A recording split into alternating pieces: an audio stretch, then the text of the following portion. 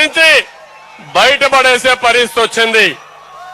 అయినా మేము వదిలిపెట్టకుండా ఎట్టి పరిస్థితుల్లో మేము దెబ్బలు తిన్నా పర్వాలేదు, జైల్లో ఉన్నా పర్వాలేదు, కష్టాలు అనుభవించినా పర్వాలేదు, రైతులకు న్యాయం జరగాలనే ఉద్దేశంతోనే మళ్లీ అసెంబ్లీకి వెళ్లి మళ్లీ మీకోసం పోరాడాం. కానీ అన్ని చేస్తే ఏ మాత్రం కూడా న్యాయం జరగలేదు.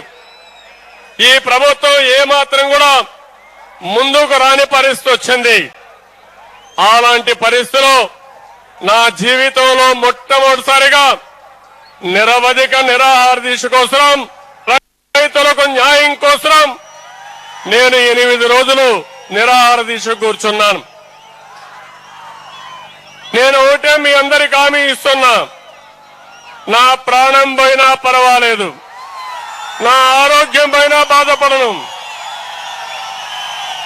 ఈ రాష్ట్రంలో ఏ రైతులైతే దిగులు పడిపోయారో, ఏ రైతులైతే దిక్కుదోచిన పరిస్థితిలో ఉన్నారో వారికి న్యాయం జరగాలి. నేను అందుకని ఆ రోజు నిరవధిక నిరాహార దీక్షలు కూడా చాలా స్పష్టంగా చెప్పాను. మేము శారీరకంగా బాధపడినా పర్వాలేదు, ప్రభుత్వం ముందుకు రండి, రైతుల్ని ఆదుకోమని మేము చెప్పాం. మీరు చూస్తే నిన్న మొన్న అసెంబ్లీలో విద్యార్థులపైన కొన్ని కేసులు పెట్టినప్పుడు ఆ కేసులన్నీ విత్డ్రా చేయమని మేము కోరాం.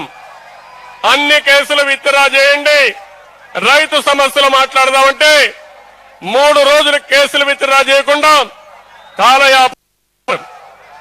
అదే కాంగ్రెస్ ఎంపీలు కొంతమంది నిరాహార దీక్ష చేస్తే 24 గంటల్లో అన్ని కేసులు కూడా విత్డ్రా చేశామని కాంగ్రెస్ పార్టీ గొప్పలు చెప్పుకుంటున్నారు. నేను అడుగుతున్నా ఈ రోజు కాంగ్రెస్ నాయకుల్ని, మా రైతులు దినానికి 30 మంది చనిపోతున్నారు, దిక్కుదోచిన పరిస్థితిలో ఉన్నారు.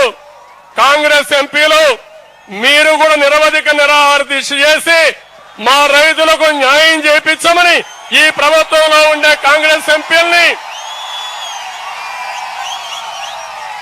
ఒకవేళ ఏదైనా దీనివల్ల మంచి పేరు వస్తే ఆ మంచి పేరు కూడా మీరే తీసుకోండి, కానీ మా రైతుల్ని కాపాడండి. అదే మాకు 10,000, అదే మాకు చాలని మరొక్కసారి కాంగ్రెస్ నాయకులందరినీ కోరుతున్నాం. అయితే ఈరోజు రైతులకు ఎన్ని కష్టాలున్నాయంటే, రాను రాను వ్యవసాయంలో ఖర్చులు బాగా పెరిగిపోయినాయి, కూలీ రేట్లు బాగా పెరిగాయి, ఎరువుల ధరలు బాగా పెరిగిపోయినాయి, క్రిమి సంహారక మందుల ధరలు బాగా పెరిగిపోయినాయి, పెట్రోల్ డీజిల్ పెరిగిపోయి దుక్కి చేయాలంటే ట్రాక్టర్ రేట్లు విపరీతంగా పెరిగిపోయినాయి. ప్రభుత్వం సరిగా రుణాలు ఇవ్వడం లేదు, పావలా వడ్డీ అన్నారు. నేను అడుగుతున్నా మా తమ్ముళ్ళు రైతులు, మీకెవరికైనా పావలా వడ్డీ వచ్చిందా అని మిమ్మల్ని అడుగుతున్నాను. పావలా వడ్డీ పేరుతో మనవల్ని ఊరిస్తున్నారు తప్ప, మాయమాటలు చెప్పారు తప్ప ఒరిగింది మాత్రం ఏమీ లేదు.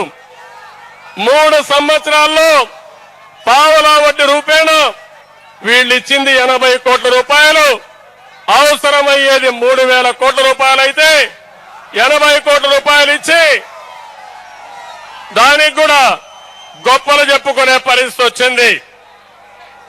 ఈరోజు ఒక పక్కన వరదలు వచ్చి మొత్తం పంట నష్టపోతే, ఎక్కడన్నా తెగులు వస్తే దానికి సరిగా చెప్పి ఎక్స్టెన్షన్ కూడా వ్యవసాయ అధికారులు లేకుండా పోవడం చాలా శోచనీయం.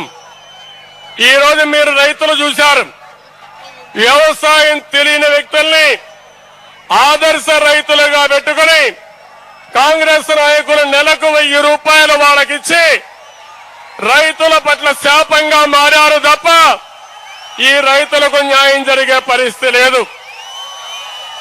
దానివల్ల అనంతపూర్లో వేరుశెనగకు తెగులొచ్చింది, పప్పు శనగకు తెగులొచ్చింది, గుంటూరులో మిరప నేను చూశాను. చూశాను. ఎప్పుడు రానంత పంట చేతికి వస్తా ఉంటే తెగుళ్ళు వచ్చి మొత్తం చెట్టే ఎండిపోయే పరిస్థితి వచ్చింది. చాలా భయంకరమైన పరిస్థితి ఉంటే ఏ మాత్రం కూడా వీళ్ళు ఒక మానవత్వంతో ప్రవర్తించిన తీరు లేదు. ఈ సంవత్సరం సుమారు 60 లక్షల ఎకరాల్లో పంటలన్నీ పూర్తిగా పోయినాయి. వీళ్ళు ఇస్తారనింది ఎకరాకు 2,400 రూపాయలు. నేను అడుగుతున్నా, ఈ రోజు కూలి పెట్టాలంటే 300-400 రూపాయలు అవుతా ఉంది. ఇప్పుడు బులెటిన్ వచ్చిన బ్రేక్ తీసుకుందాం. బ్రేక్